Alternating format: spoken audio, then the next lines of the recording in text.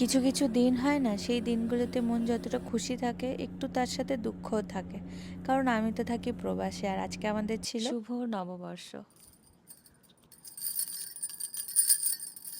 তো আমি তো সকাল সকাল উঠেই রেডি হয়ে নিয়েছি, আগে চান করে রেডি হয়ে ঠাকুরের পুজো দিলাম।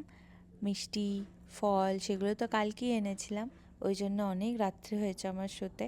আর নিজের বাগান থেকে ফুল তুলে পুজো দিতে একটা আলাদাই ভালোবাসা বা ভালো লাগা থাকে। আর এই কাছের ছুরিগুলো না আমি প্রথম পড়েছিলাম, আর এই আওয়াজটা যে এত থেরাপিটিক আমি জানতাম না।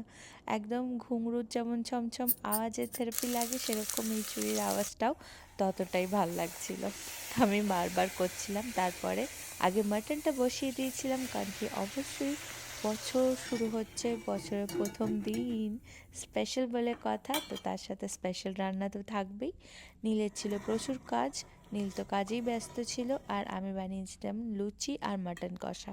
মাটনটা এত তাড়াতাড়ি কুক হয়ে গেছিলো না, রাত্রে ম্যারিনেট করে রেখেছিলাম, জাস্ট কিছুই করতে হলো না। আমি তো কুকারে কোনোদিনও মাটন কুক করি না, এত সফট হয়েছিল, খুব ভালো হয়েছিল।